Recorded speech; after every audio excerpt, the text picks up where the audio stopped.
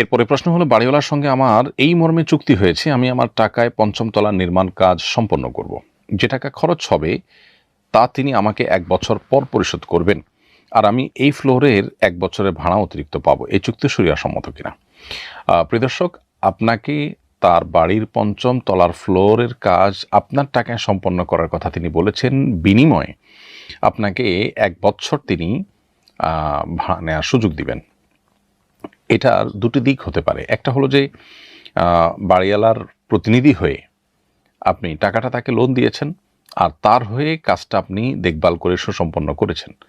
যদি এমন হয় যে আপনি তার কাছ থেকে এটা ক্লিয়ার করে নিয়েছেন যে আমি যে পরিশ্রম দিয়ে আপনার এই বাড়ি কমপ্লিট করব, সেটার বিনিময় স্বরূপ 1 বছরের ভাড়া নেব আমি, আর লোনটা আমি লিওয়াজিল্লা দিলাম, যদি সত্যিই সেটা হয় তাহলে সেটা জায়েজ হতে পারে।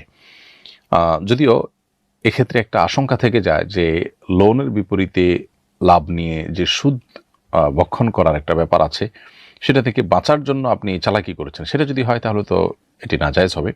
আর যদি সত্যি এখানে শ্রমসাধ্য কাজ এবং পরিশ্রমের মূল্যটা আপনি শুধু নিতে চান, উনিও দিতে চান, আপনার এক্সপার্টিসের জায়গা আছে, তাহলে সেক্ষেত্রে আপনি 1 বছর ভাড়া নিতে পারেন। কিন্তু আপনি একটা ফ্লোর করার জন্য যে টাকা লাগে সেটি ইনভেস্ট করলেন, সেই টাকা যেহেতু ইনভেস্ট থাকবে, সেজন্য আপনি 1 বছরের ফ্লোরের ভাড়াটা খাবেন। এটা যদি হয় তাহলে সেটা তো কুল্লু করদিন যারা না ফান ফাহুয়া রিবা, এই মূলনীতির আলোকে যে কোনো লোনের বিপরীতে যে আপনি বেনিফিট ভোগ করবেন সেটি রিবার মধ্যে পড়বে, অতএব এটাও রিবা বা সুদের মধ্যে পড়বে, এটি জায়েজ হবে না।